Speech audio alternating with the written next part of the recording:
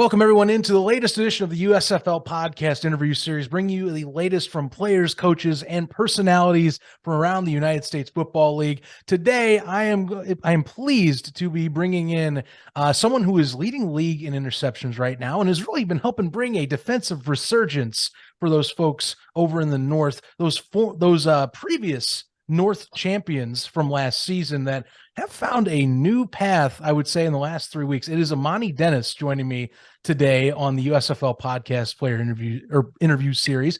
Amani, hey, first off, again, congrats on the win this past week. Congrats on just turning things around. I mean, how are you doing right now? You know, I mean, does it even come into your mind that, you know, that massive defeat to Houston was only 3 weeks ago? We have a thing right now that we're kind of talking about in the defensive room, talking about next play mentality. And we knew we had a rough game versus Houston, but, there's a next game the next week, and the next game is the most important game. So we've just been doing a better job preparing and stuff like that during the practice week and then in the film and the playbook. And, stuff's been lining up as of lately. So, now it's just about continuing to elevate and keep doing what we're doing.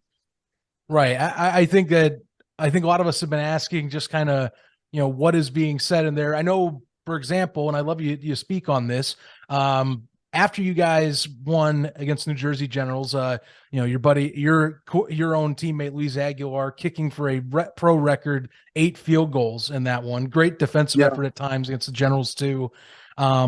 I think Coach Andrus said it the best, and I love this quote, was that, hey, we're here 2-3. It is 0-0 across the board. I imagine that had to have been taken to heart very much so across the entire team, because that seems to be the mentality right now, is you guys have just been guided by that post-game kind of pep talk from the coach.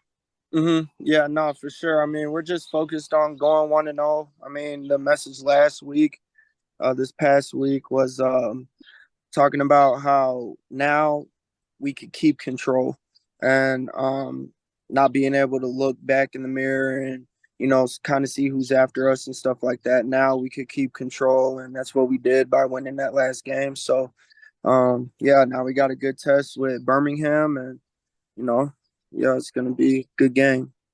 Yeah, I'll definitely want to ask you about some thoughts on Birmingham, maybe comparing from this year, past year, of course, last summer. I do want to get first into this, though. Obviously, Coach Andrus has had his own thoughts. He's been pretty cool, calm, collected so far through this entire process. It's been a season, to say the least. You still got plenty of, I would say, runway left to go before things are even settled right now.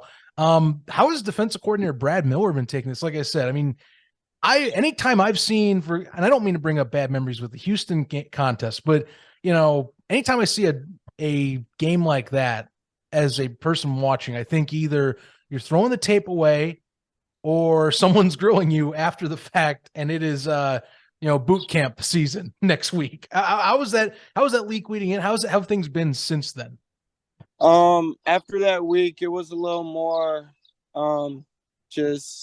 I would say reality checks going around, people realizing how bad that, some of the stuff that was going on film and stuff like that. So, but he's the main one who's also preaching next play mentality. So, like I said, it's just about, taking it a play at a time, and whether if that play went good or well or good or bad, it's about the next one. And same thing for the game. So that's what we've been doing, and it's been paying off. Paying off in dividends. Yourself, you're having an excellent season, 3 interceptions, leading the league right now. 2 weeks ago, sealing the deal against New Orleans, your pick 6 was the deciding factor in that contest. How do you evaluate your game year over year from last year? I've enjoyed watching you play. I think you're one of the better defender. This is my personal opinion. I think you're one of the better DBs in this league, and I've enjoyed watching you when I get to see you play for the Stars. How do you evaluate your game year over year that you've seen yourself on tape or, maybe in your own preparation? Yeah, thank you for that, by the way. But, the biggest thing for me is just like, my story's a little different. I changed positions 2 years ago, 3 years ago. So, I'm still learning at corner, and for me, it's just about elevating, just learning. Literally, I realized after last year that I'm at the point where I'm not one of the more athletically gifted guys or one of the only ones on the field. Like everybody out there is nice too. Mm-hmm. You feel what I'm saying? So now it's more getting my technique right and learning the little stuff that comes with the position. But yeah, right now I'm really just all about elevating my mind, uh, everything, my play, everything. That's my focus right now. Is just elevation. Yeah, get it to the next step. Obviously, building upon things. I think, like I said, for yourself, for the Stars, it's been great to see so far. Coming up ahead, and let's dive into this now. I guess rip the Band-Aid off. You're playing a team that, yes, it's had a few changeovers, but this is a squad you guys took on. Last memory is that July 4th weekend that we all have as USFL fans have not forgotten. A great game. Didn't go your way though.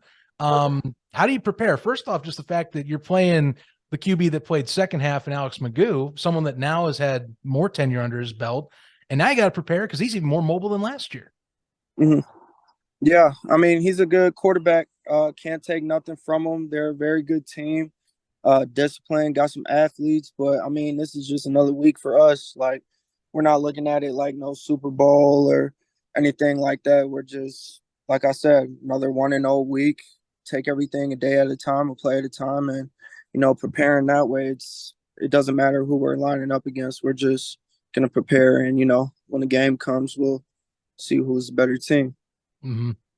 Right. Well, hey, I think right. I mean, you're playing 1 versus 1 essentially at this point, so you're definitely gonna be finding out who's the better between the two divisions right now. I'm trying to think for yourself here. You're talking about changing over position, from playing in college. I mean, how's been your transition kind of getting used to DB role, from where you were playing previously?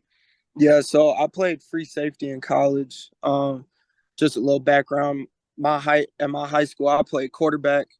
I didn't even play defense. I think I got like one game when I was a corner for a little bit, like a couple plays in the game, but that was it in high school.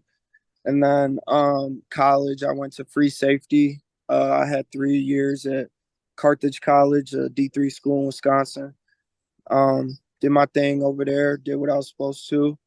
Went to my pro day, ran a good 40, got invited to Cleveland. They had me at nickel over there, and that was my first time playing nickel.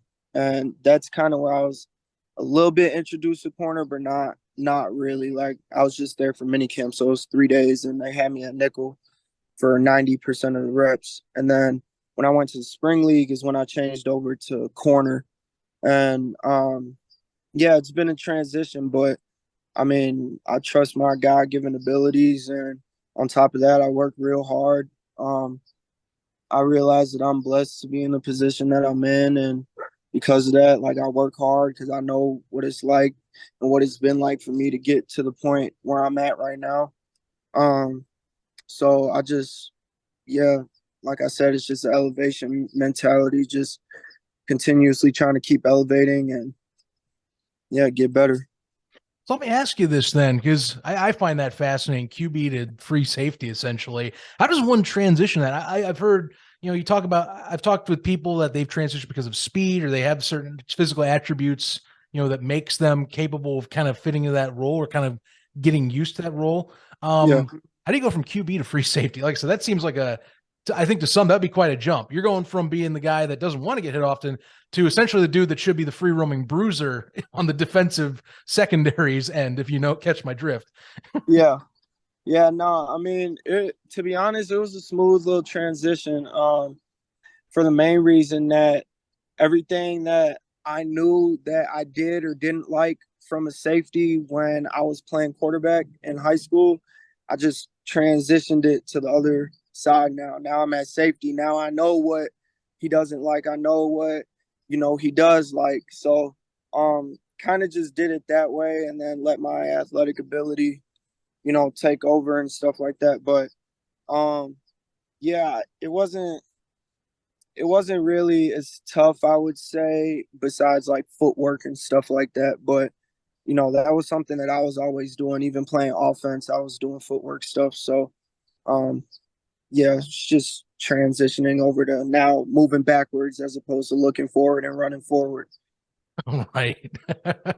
And you, at least good news for you, you kind of, I guess you get a little bit of expertise knowing kind of the quarterback info, or at least some of that, where it's like, okay, if maybe I can, maybe you see the QB's eyes in that regard as a DB. Maybe you can get a little bit instinct off that, I would assume, just because, I mean, you have that background. So I would have to imagine that helps you, if I'm looking at someone, it's my guy and I'm looking at him dead to rights, there's no turning off, there's no, second option.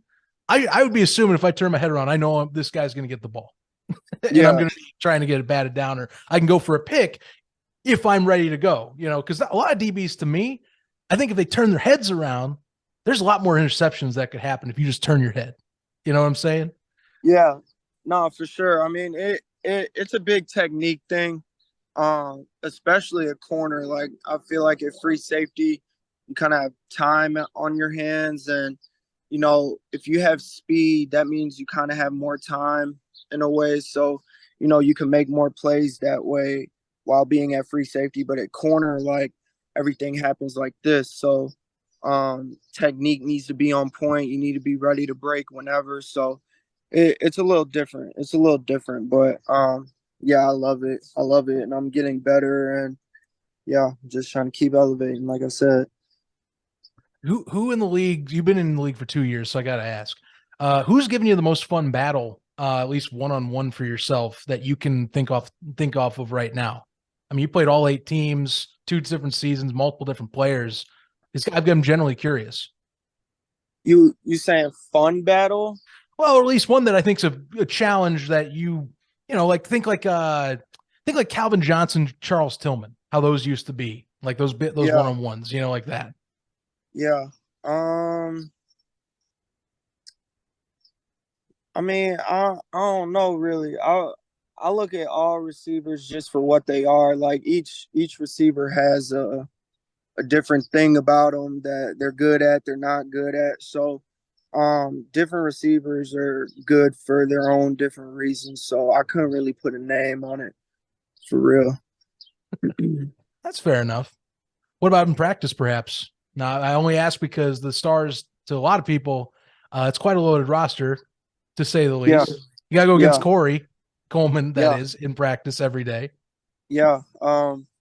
Yeah, I was talking to my roommate, because when we first got to camp, I've been guarding Corey since day one of camp, and he's been getting me right, and he's a great look, and I've gotten better because of it, and I embrace it, and yeah, it's a blessing to be able to go against a lot of talented guys on our team. Like we got Corey, we got Dev, we got a bunch of people, so yeah, there's a lot of talent on our receiving core, so it's good to be able to go up against them every day. For yourself, Amani, and as we're wrapping this up, I do got to ask, how have you viewed your USFL experience so far? 2 years in, you're getting to play pro football. I mean, what have you taken away from it so far? It's back end of now going into 2 years Yeah, in an alternative league. yeah. Like I said, this is a blessing, honestly. I know what it's like to be on that other side. I know what it's like to be home, not knowing what to do with yourself, and kind of figuring your life out. And I've been there, so um, this is honestly just a blessing for me, and especially the circumstances I come from a D3 school, and just continuously making a name for myself. So a league like this is perfect for me because I could use it to build my name, build my brand, whatever the case may be, and get to prove myself that I could hang with these guys that have been there, done that, and that I should be up there to go up there and do that. So, um, yeah, it's a blessing, and I'm thankful to be able to be in the USFL for sure. Well, Monty, it's certainly a pleasure to watch you play every week and to have you in this league. Can't wait to see how you fare this week in a massive challenge, getting to replay essentially last year's championship game now in the regular season once more. Should be a fun affair. We can't wait to watch you guys, and best of luck this weekend, and enjoy the rest of your journey in this league. Thank you. Have a good one. Appreciate you. Hey, thank you very much.